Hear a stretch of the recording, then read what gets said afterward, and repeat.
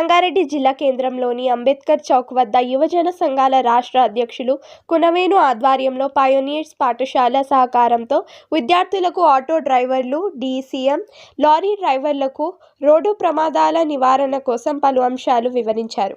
Machine RRR పేరుతో జిల్లా పోలీసులు రోడ్ సేఫ్టీ కార్యక్రమాలు నిర్వహిస్తున్నారని అన్నారు. రోడ్డు ప్రమాదాలు బారిన పడకుండా ప్రజలు కూడా జాగ్రత్త వహించాలని అన్నారు.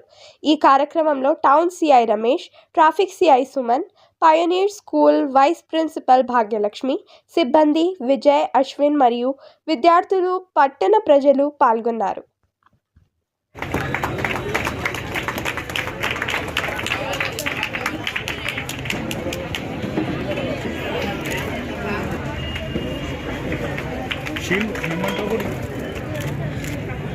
Welcome, Sir Veerana sir, to felicitate Dr. Sri Kona Venugopala Krishna garu.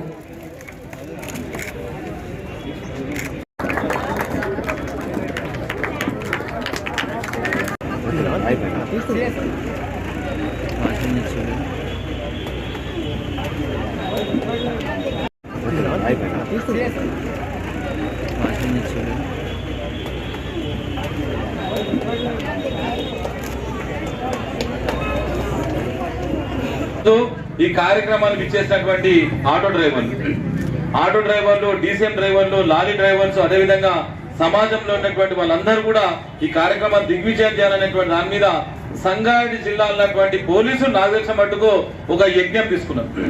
యజ్ఞం తెలుసు కదా, యజ్ఞం అంటే ఏంటంటే ముంగడ మంట పెట్టేసి గంధం చెక్కలు వేసేటువంటి యజ్ఞం తీసుకునే వాళ్ళు సంగారెడ్డి జిల్లా పోలీసులు. ఎవరంటే మన రూపేష్ గారు ఒక యజ్ఞం తీసుకుని ఏంటంటే సంగారెడ్డి లోపల ఎక్కడ కూడా ఏ రకమైనటువంటి అవాంఛనీయ సంఘటన జరగకుండా, ఏ రకమైనటువంటి యాక్సిడెంట్ జరగకుండా విద్యార్థి దశ నుంచి యువత దశ నుంచి వాళ్ళు ఎట్లా మార్చాలనేటువంటి దాని మీద ఒక మంచి ఒక యజ్ఞం తీసుకున్నటువంటి మా సంగారెడ్డి జిల్లా డైనమిక్ ఎస్పీ అయినటువంటి రూపేష్ గారికి, మన డిఎస్పీ గారికి, మా సిఐ గారికి, ట్రాఫిక్ సిఐ గారికి, మా ఎస్ఐలకు అందరూ కూడా నేను హృదయపూర్వకమైనటువంటి ధన్యవాదాలు తెలియజేసుకున్నాను. విషయాన్ని అయితే మరొకసారి మీకు అందరూ కూడా హృదయపూర్వకంగా తెలియజేస్తున్నాం.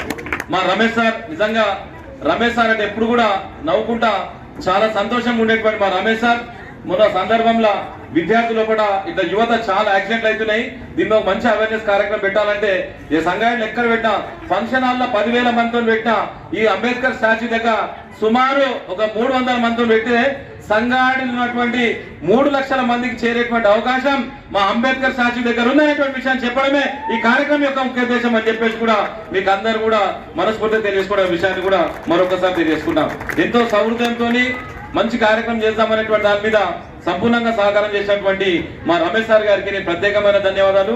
పక్కకున్నటువంటి సుమన్ సార్ ఎట్లా అంటే ఎప్పుడు వికసించేటువంటి తత్వం, ఎప్పుడు కూడా పని లేక చేసేటువంటి వ్యక్తిత్వం, ఏదున్నా సరే అని నిక్కచ్చిగా ఏదున్నా సరే దానికి సంబంధించినటువంటి దాని మీద ఆయన నిన్న నుంచి ఇక్కడ ఉన్నటువంటి బంధువులందరూ కూడా రిక్వెస్ట్ చేసి ఈరోజు మంచి కార్యక్రమం పెడుతున్నాం దాని మీద నిన్న నుంచి చాలా విశేషమైనటువంటి కృషి చేసినటువంటి మా సర్దార్ గారికి, మా అక్బర్ అలీ గారికి, అదేవిధంగా పోలీస్ సిబ్బందికి, మా శ్రీకాంత్ గారికి కూడా ప్రత్యేకమైన ధన్యవాదాలు. ఒక విశ్వాసం, పైనర్ స్కూల్ అంటే సమాజంలో కూడా ఒక మంచి మార్పు తీసుకురావడానికి విశేషమైనటువంటి కృషి చేస్తున్నటువంటి సంగారెడ్డిలో నాకు తెలిసిన మట్టుకు విద్యార్థుల్లో కూడా ఒక అద్భుతమైనటువంటి నైపుణ్యం చాలా రకాలు చేసేటువంటి పైనర్ సిబ్బంది ఇక్కడ చూడండి, వారు చెప్పంగానే పైనర్ స్కూల్ సిబ్బంది అనేటువంటి విషయాన్ని కూడా మరొకసారి మీకు అందరూ కూడా హృదయపూర్వకంగా తెలియజేసుకోవడం విషయాన్ని కూడా మరొకసారి తెలియజేసుకున్నాం.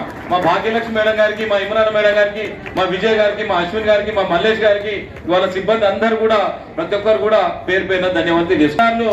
అందరు చిన్నాళ్ళు కాదు బిడ్డ, మీ మేధస్సు అనేటువంటి నిజంగా చెప్తున్నా కదా, అద్భుతమైనటువంటి మేధస్సు ఉంది మీ దగ్గర. అద్భుతం అంటే అచంచలమైనటువంటి తెలివితేటలకు ఎక్కడ విద్యార్థులు అంటే మా పైనర్ స్కూల్ విద్యార్థులు. ఆ విద్యార్థుల కూడా చైతన్యం వస్తే సంగారెడ్డి మొత్తం కూడా చైతన్యానికి మార్పేరు అయితే అనే విషయాన్ని కూడా మరొకసారి తెలియజేస్తున్నాం. గతంలో సేవ్ సాయిల్ అనేటువంటి అద్భుతమైన కార్యక్రమం తీసుకునే సేవ్ సాయిల్ అంటే ఈరోజు మనం గతంలో మన మనిషి ఏమవుతుందంటే మనిషి జనరల్ ఏంటంటే మనిషి పుట్టిన తర్వాత అభివృద్ధి చెందేటువంటి దశలో ఒక ప్రాంతం నుంచి ఇంకొక ప్రాంతం పోవాలంటే మనం ఏం చేస్తున్నాం, ఫస్ట్ మనము కాలినడకన పోతున్నాం, మనం నడుచుకుంటూ పోతున్నాం కదా. మనం తర్వాత ఏమొచ్చినాయి, మనకేమొచ్చినాయి, గుర్రాలు వచ్చినాయి, దాని తర్వాత ఒంటెలు వచ్చినాయి, దాని తర్వాత గాడుల తర్వాత ఇవన్నీ కూడా తీసుకొని మనము ఆడికెళ్ళి ఇడికి ఇక్కడికి వెళ్ళి అక్కడికి వెళ్ళి ఇక్కడ వస్తువులు కానీ మనుషులు కానీ పోయేటువంటి సాధనం స్టార్ట్ అయింది. క్రీస్తుకు పూర్వం 3000 సంవత్సరాలు మూడో క్రీస్తు పూర్వం 3వ శతాబ్దంలో ఫస్ట్ ఒకటి చక్రం కనుక్కున్నారు. చక్రం కనుక్కున్న తర్వాత 12వ శతాబ్దంలో ఆ చక్రం యొక్క బండి కనుక్కునేటువంటి ప్రయత్నం చేసింది. దాని దగ్గర చూసినాం యావత్ ప్రపంచంలో మన భారతదేశంలో 1% మంది దగ్గరనే కారున్నాయి. 1% మంది కారున్నాయి కానీ ప్రమాదంలో 11%. ఈరోజు ప్రపంచంలో 11%లో మనం ఉన్నాం. 11% అంటే మనం ఒకసారి సోచాల్చుకోవాలి. జపాన్ లో 1000 ఇళ్ళు ఉన్నాయనుకో, 1000 ఇళ్ళు ఉంటే సుమారు 102 మాత్రమే కారు ఉన్నాయి అక్కడ. 964 ఏమున్నాయంటే సైకిల్ ఉన్నాయి అక్కడ. మన దగ్గర ఏమున్నదంటే సైకిల్ పక్కకు పెట్టేసి అన్ని రకాలుగా తీసుకునేటువంటి ప్రయత్నం చేస్తున్నాం. కనుక ఎందుకు ఈ కార్యక్రమం చేస్తున్నామంటే ప్రపంచ వ్యాప్తంగా భారతదేశంలో ప్రతి సంవత్సరము 4 లక్షల మంది చనిపోతుంది. నా చెప్తే ఏంటంటే మొన్న నాకు దేశం 2023లో జరిగినటువంటి 23 నుంచి 24 జరిగినటువంటి 300 మంది అమాయకమైనటువంటి విద్యార్థులు చనిపోతుంది. 18 సంవత్సరాల పడినటువంటి 300 మంది విద్యార్థులు చనిపోతుంది. 300 మంది విద్యార్థులు చనిపోతే ఒక్క సేఫ్టీ అవేర్నెస్ లో ఏమేమి జాగ్రత్తలు తీసుకోవాలా, ఏమేమి రూల్స్ పాటించాలా, మన బాధ్యతలు ఏంది అనే దాని మీద 3RRR అనే దాని మీద తీసుకొచ్చి అందరికీ ఈ అవగాహన గురించి ఈ ప్రోగ్రాం పెట్టడం జరిగింది. సో ముఖ్యంగా అన్నిటికంటే ముఖ్యంగా మన సంగారెడ్డి పట్టణం గురించి మనం మాట్లాడుకుంటే, సంగారెడ్డి టౌన్ లో మేము అబ్జర్వ్ చేస్తున్నది ఇప్పటిదాకా మన ట్రాఫిక్ సిఐ గారు చెప్పినట్టు కానీ వేణుగా చెప్పినట్టు కానీ రాంగ్ రూట్ లో అదొక రైట్ లాగా పోతా ఉన్నారు. ఎక్కడెక్కడైతే యూటర్న్స్ ఉన్నాయో ఆ యూటర్న్స్ నుంచి పక్క గలీలకు పోవాలి అంటే ఒక 100 మీటర్స్ కూడా ముందుకు పోయి యూటర్న్ చేసుకొని వద్దామని ఆలోచన చేయడం లేదండి. ముఖ్యంగా మెయిన్ గా ఈ స్కూల్ స్టూడెంట్స్ వల్ల పిలవడానికి రీజన్ కూడా అదే.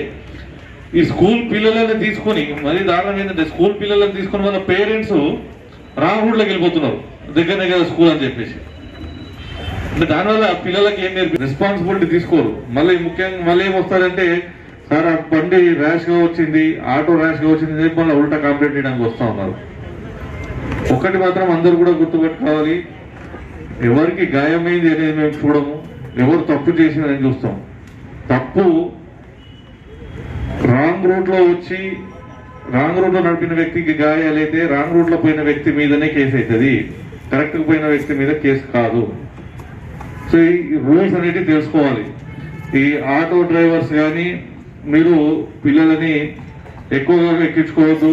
ఏదైతే మీకు పరిమితి ఉందో 4 అంతమందిని ఎక్కించుకోవాలి. మీరు కూడా ఈ ఆటో డ్రైవర్స్ అందరూ కూడా మీ బాధ్యతగా ఏదైతే స్టాప్స్ ఉన్నాయో అంటే ఎక్కడంటే అక్కడ ఆపడం కాకుండా ఏదైతే స్పెసిఫిక్ ప్లేసెస్ ఉన్నాయో ఆ ప్లేసెస్ లో రోడ్ కి లెఫ్ట్ సైడ్ మాత్రమే ఆపాల. ప్రాక్టికల్ గా మీరు చేసే తప్పులు చెప్తాను. ఈ రోజు నుంచి మీరు అవన్నీ శ్రద్ధగా నేను చెప్పినట్ట మా పోలీస్ డిపార్ట్మెంట్ తరఫు నుంచి రోడ్లు కరెక్ట్ ఉన్నాయా, కర్వ్స్ ఉన్నాయా, గుంతలు ఉన్నాయా, స్పీడ్ ఎక్కువ ఎక్కడ పోతున్నారు, కాస్టర్ బోర్డ్స్ ఉన్నాయా, ఇవన్నీ మా డిపార్ట్మెంట్ తరఫున నుంచి మేము చేస్తాం. అది మీకు సంబంధం లేదు. మీరు మంచిగా మీ సెల్ఫ్గా మీరు ప్రికాషన్స్ తీసుకునేటి వరకే మీరు ఫాలో అయితే సరిపోతుంది. క్లియరా? మీరున్న ఇప్పుడు ఏజ్లో లైసెన్స్ లేకుండా బండి తోలుతామనే ఆలోచన కూడా మీ మైండ్లోకి రాకూడదు. బండి ఇంట్లో కొంతమంది పేరెంట్స్ విల్లింగ్తో ఇస్తున్నారు, మా అబ్బాయి బండి తోలుతున్నాడని చూపించుకోవడానికి. కొంతమంది వాళ్ళ పేరెంట్స్ తెలవకుండా పక్క గల్లీలోకి పక్కన ఫ్రెండ్ని కలిసి వద్దామని చెప్పేసి బండి తీస్తున్నారు.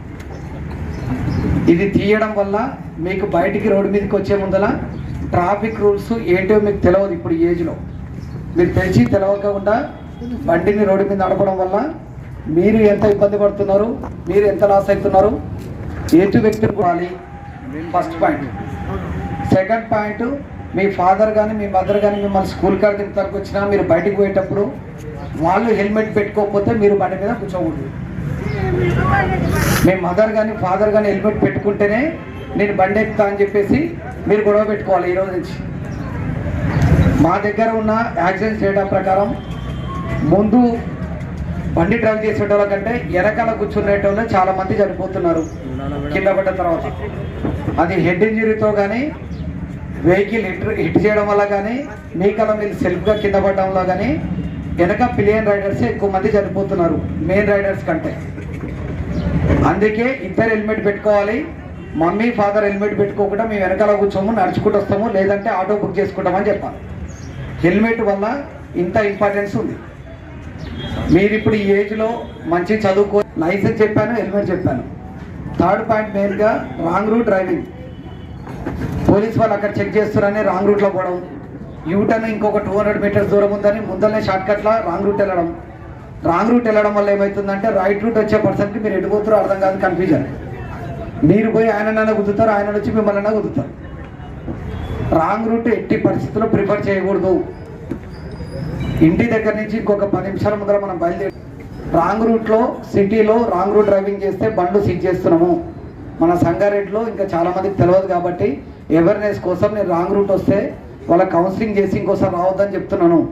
నెక్స్ట్ మంత్ నుంచి మన దగ్గర ఎవరైనా బస్ డ్రైవర్లు కానీ డ్రైవింగ్ లైసెన్స్ లేకుండా బండి నడిపితే వాళ్ళ అథారిటీ పర్సన్స్కి లెటర్స్ పోతాయి. లైసెన్స్ ఇంపార్టెన్స్ అంతా ఉంది. మీకు లైసెన్స్ ఉంటేనే మీరు యాక్సిడెంట్ చేసిన వాళ్ళ అవతల వాళ్ళకి ఇన్సూరెన్స్ క్లెయిమ్ అవుతుంది. మీకు లైసెన్స్ లేకపోతే వాళ్ళకి ఇన్సూరెన్స్ క్లెయిమ్ కాదు.